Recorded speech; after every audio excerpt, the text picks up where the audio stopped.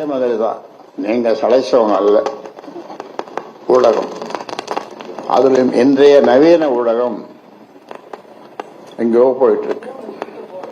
அதுக்கு முன்னாடி ஊடக நண்பர்கள் நான் சொல்றது 40 வருஷத்துக்கு முன்னால உட்கார்ந்து எல்லாம் எழுதுவாங்க. நான் நிறுத்தி சொல்லுவேன், அது எழுதுற காலம்.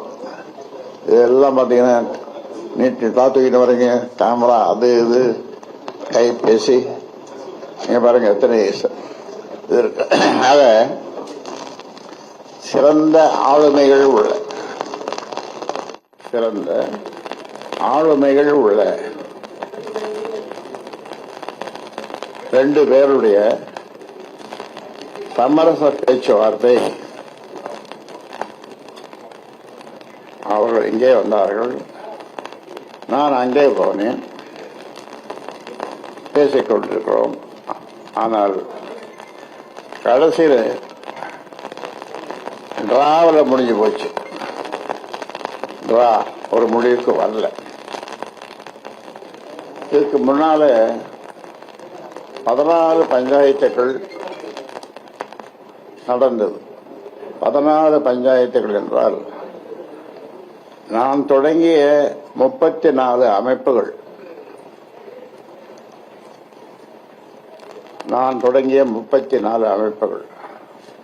அந்த 34 அமைப்புகளிலே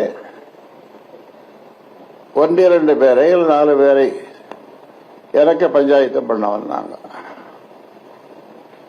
அழடா, இதுதான் தலைவிதி என்பதோ என்று எண்ணிக்கொண்டு அதையும் ஏற்றுக்கொண்டேன்.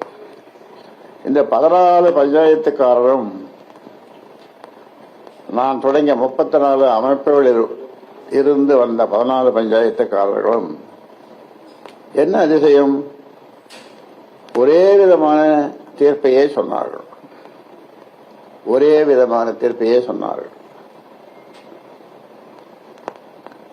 நீங்க கேட்கணும், என்ன தீர்ப்புன்னு கேளுங்க.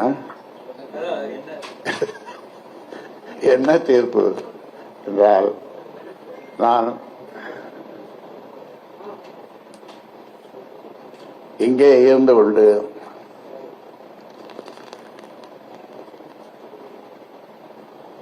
கட்சியை வளர்ப்பது, அவர் வெளியிலே போய் மக்களை பார்த்து கட்சியை வளர்ப்பது, அவர் மக்களை பார்ப்பது என்ற தீர்ப்பு தான்